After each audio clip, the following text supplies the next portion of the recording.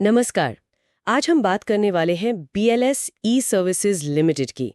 ये एक take enabled company है जो डिजिटल और फिजिकल दोनों तरह की सेवाएं देती है, खासकर छोटे शहरों और गांवों में।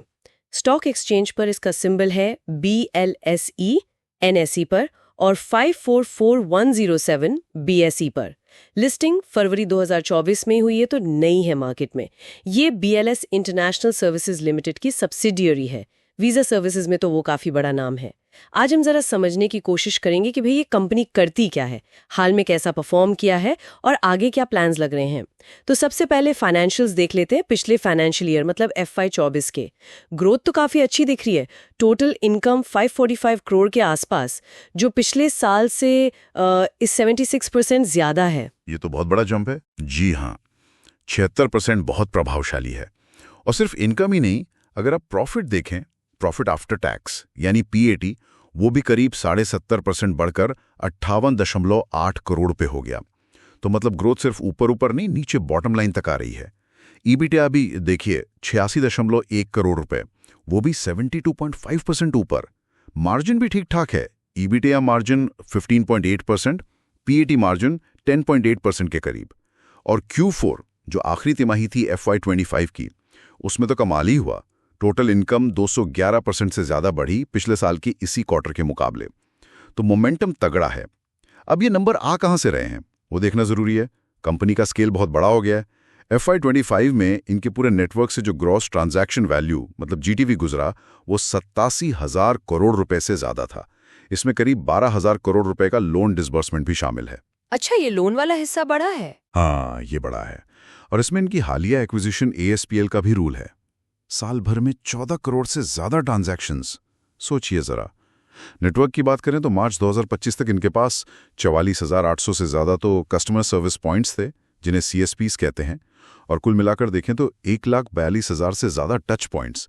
इसमें ASPL का नेटवर्क भी आ गया। ASPL वो आईडी फिडेलिस सॉल्यूशंस? जी हाँ, आदि फिडेलिस सॉल्यूशंस प्राइवेट लिमिटेड। ये लोन डिस्ट्रीब्यूशन में है। इसमें इन्होंने 57% हिस्सेदारी खरीदी है। ये एक बड़ा स्ट्रेटेजिक मूव लगता है। और बड़े बैंकों के साथ पार्टनरशिप तो है ही। SBI, HDFC, कैनरा बैंक, फिर बजाज फिनसर्व जैसी NBFCs भी हैं। तो ये इतने सारे जो CSPs और टच पॉइंट्स हैं, हाँ, ये असल में करते क्या है? मतलब आम आदमी के लिए क्या सुविधा है?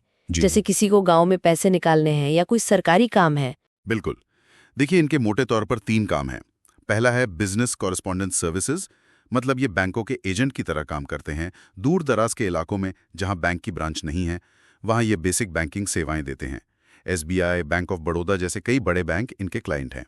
अच्छा। दूसरा है E-गवर्नेंस सर्विसेज, जिसे G2C यानी गवर्नमेंट टू सिटीजन कहते हैं। इसमें ये सरकारी योजनाओं और सेवाओं को लोगों तक पहुंचाते हैं। जैसे उत्तर प्रदेश में ये जन सेवा केंद्र चलाते हैं। वहां 330 से ज्यादा सरकारी और प्राइवेट सेवाएं मिलती हैं। और तीसरा है असिस्टेड E-सर्विसेज। ये B2B2C मॉडल है। अपने BLS स्टोर्स या टच पॉइंट्स के जरिए बहुत सारी सेवाएं देते हैं। जैसे पैन कार्ड बनवाना, IRCTC की रेल टिकट बुक करना, बिजली पानी का बिल भरना, इंश्योरेंस बेचना, टेलीमेडिसिन यानी डॉक्टर से ऑनलाइन कंसल्टेशन, और AEPS यानी आधार से पैसे निकालना। काफी कुछ है। तो अगर हम कंपनी की मजबूती देखें, क्या खास बातें हैं? देखिए, कुछ चीजें साफ नजर आती हैं। एक तो इनका एसेट लाइट मॉडल है। ज्यादातर सेंटर्स इनके नहीं हैं, वो लोकल एंटरप्रेन्योर्स चलाते हैं। तो कंपनी का अपना खर्चा, कैपिटल एक्सपेंडिचर कम रहता है। हाँ, ये तो स्मार्ट है। इससे तेजी से फैलना भी आसान होता होगा। बिल्कुल। दूसरा, कमाई के कई स्रोत हैं, सिर्फ एक चीज पर निर्भर नहीं है। Service fees, commission, merchant registration fees वगैरह। तीसरा, एक्विजिशंस का इनका ट्रैक रिकॉर्ड अच्छा रहा है। स्टार फाइन, जीरो मास और अब ASPL को इंटीग्रेट कर रहे हैं। ये इंटीग्रेशन आसान नहीं होता वैसे। नहीं होता, बिल्कुल, लेकिन अब तक तो इन्होंने सफलतापूर्वक किया है। चौथा, क्रॉस सेलिंग का पोटेंशियल बहुत है। एक ही दुकान पर आप बैंकिंग सर्विस भी दे रहे हो, सरकारी भी और प्राइवेट कंपनियों की भी। इससे कमाई बढ़ सकती है। इनकी पहुंच पूरे भारत में है, खासकर ग्रामीण भारत में। और फाइनेंशियल ग्रोथ तो हमने देखी ही पिछले 3-4 साल में। FY 22 से FY 25 तक रेवेन्यू, EBITDA, PAT सब में बहुत तेज CAGR ग्रोथ रही है।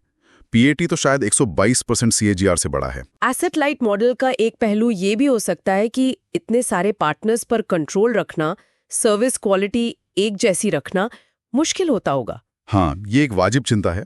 ये हमेशा एक चुनौती रहती है ऐसे मॉडल्स में। अच्छी टेक्नोलॉजी, ट्रेनिंग और मॉनिटरिंग बहुत ज़रूरी है। पर इसी मॉडल की वजह से ये इतनी तेज़ी से इतना बड़ा नेटवर्क बना पाए हैं। लेकिन हाँ, कुछ और चीज़ें भी ध्यान रखनी चाहिए। देखिए, सिक्योरिटीज़ मार्केट में निवेश में रिस्क तो होता ही है, ये तो स्टैंडर्ड डिस्क्लेमर है।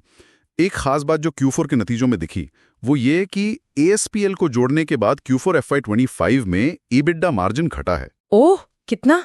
Q4 FY24 में 20.3% था, जो Q4 FY25 में 10.4% रह गया। अरे वाह, ये तो काफी गिरावट है। हाँ, तो अब ये देखना होगा कि ये सिर्फ एक बार का इंटीग्रेशन का असर है या मार्जिन पर आगे भी दबाव रहेगा। ये एक वॉच आउट पॉइंट है। सही कहा। मतलब तेजी से बढ़ने के साथ साथ प्रॉफिटेबिलिटी बनाए रखना, ये बैलेंस करना होगा। तो आगे क्या? भविष्य के लिए क्या प्लान्स हैं इनके? किस तरफ फोकस रहेगा? मैनेजमेंट ने 4 मुख्य दिशाएं बताई हैं। पहला तो है ऑर्गेनिक ग्रोथ, मतलब अपने मौजूदा बिजनेस में ही वॉल्यूम बढ़ाना, नए सरकारी कॉन्ट्रैक्ट जीतना, नए बैंक या NBFCs जोड़ना, सर्विसेज का दायरा बढ़ाना। ठीक है। दूसरा, टेक्नोलॉजी पर निवेश, अपना प्लेटफॉर्म और इंफ्रास्ट्रक्चर मजबूत करना। आजकल टेक के बना तो कुछ है नहीं। तीसरा, इनऑर्गेनिक ग्रोथ, मतलब जरूरत पड़ने पर और कंपनियों को खरीदने के मौके देखना, जैसे ASPL को खरीदा। मतलब एक्विजिशंस जारी रह सकती हैं। हाँ, ऐसा लगता है। और चौथा, नेटवर्क एक्सपेंशन, अपने टच पॉइंट्स, CSPs, स्टोर्स का नेटवर्क और बढ़ाना। तो अगर हम समराइज करें तो BLS ई-सर्विसेज एक काफी इंटरेस्टिंग कंपनी लग रही है। भारत की जो डिजिटल जर्नी है, खासकर फाइनेंशियल इंक्लूजन वाली, उसमें ये एक अहम रोल प्ले कर रही है। नेटवर्क बड़ा है, सर्विसेज कई तरह की हैं और ग्रोथ का ट्रैक रिकॉर्ड भी काफी सॉलिड दिख रहा है। बिल्कुल। एसेट लाइट मॉडल, एक्विजिशंस का अनुभव, क्रॉस सेलिंग की संभावना, ये सब इसके पक्ष में जाता है। और हाल के फाइनेंशियल नतीजे भी, खासकर रेवेन्यू ग्रोथ के लिहाज से, तो काफी अच्छे हैं। लेकिन हाँ, जैसा हमने डिस्कस किया, मार्केट रिस्क तो हमेशा रहता है और ये जो मार्जिन वाला पॉइंट है, खासकर एक्विजिशंस के बाद, उस पर नजर रखनी पड़ेगी। तेजी से बढ़ना अच्छी बात है, पर प्रॉफिट के साथ बढ़ना और भी जरूरी है।